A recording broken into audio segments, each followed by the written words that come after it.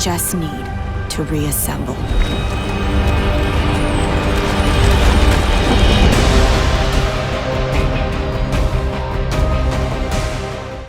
What's going on, guys? My name is RBG, hitting you up with news on a game I haven't talked about in what it seems like forever. And it's in regards to the Avengers Project that was announced back at last year's E3. This was huge news because in the wake of that announcement, Marvel Entertainment also revealed that they would be doing a multi-year, multi-game partnership with Square Enix. And admittedly, although I was hyped about this news, I was also bummed. Because Square generally has a bad reputation of announcing things that they take forever to deliver on. Like, where the hell is my Final Fantasy VII Remake release date? Now granted, the Avengers Project is being worked on by Square subsidiary teams Crystal Dynamics Eidos Montreal, but this still brought on worries along with frustration. After the big announcement, we hadn't gotten anything else but a few rumors from unofficial sources like 4chan, with some articles stating that it would be the sole successor to Ravensoft's Marvel Ultimate Alliance, a classic game series that took some of the RPG elements from its predecessors like the X-Men Legends titles and amplified it with a robust roster of iconic characters. There was a buttload of information from unofficial sources swarming in on this game, so we were banking on getting something at this year's E3, but we got nothing. No photos, no CG cutscene promotion, no anything. So fans were rightfully furious because Marvel Entertainment clearly stated that we'd have more details in 2018. Fast forward to October of this year and there's still no news. It got so bad that fans went from venting their frustration to actually throwing out jokes like how maybe Thanos made it disappear after snapping his fingers. And that by the time that we got the game, our grandkids will be playing it.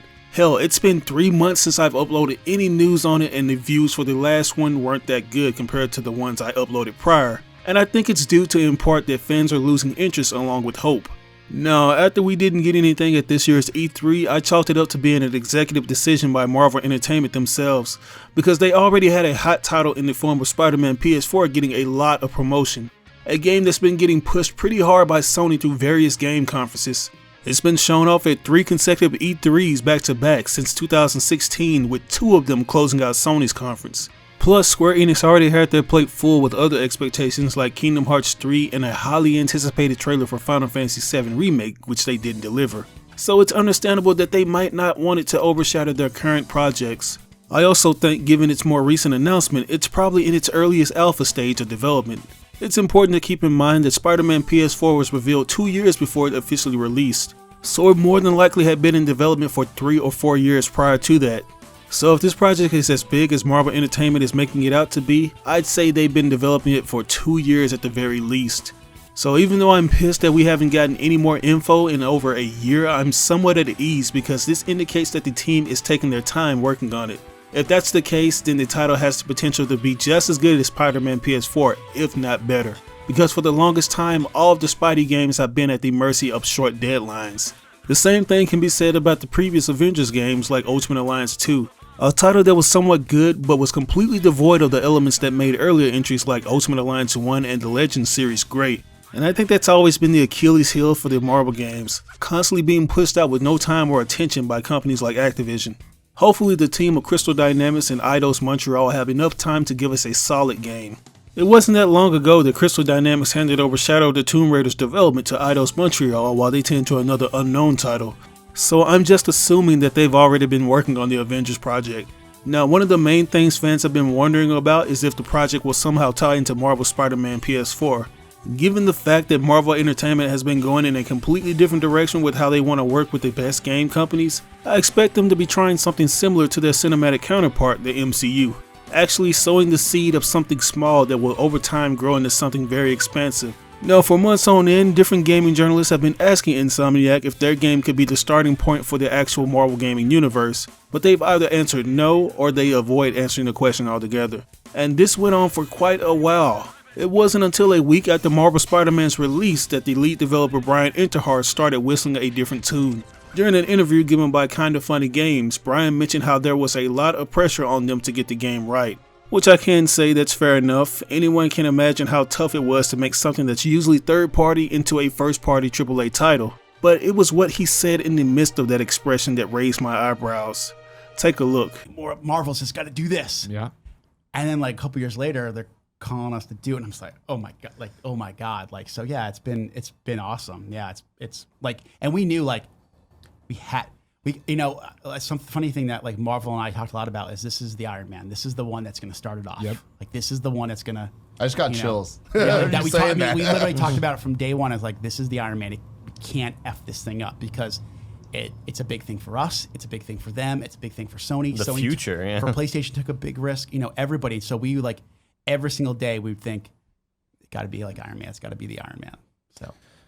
So as you can see, Marvel Entertainment's plan wasn't only to produce AAA titles like we thought. It just so happens to be way bigger than that. They're actually going for a more expansive universe. And this is something I think fans have been dying to see for the longest with superhero games.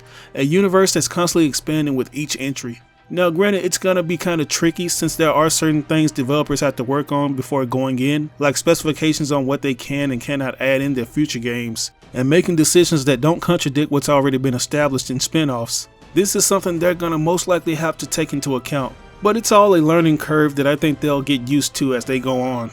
It's just crazy to think that they're doing something that the MCU originally wanted to start out doing, having their flagship player Spider-Man spearhead an expanded universe.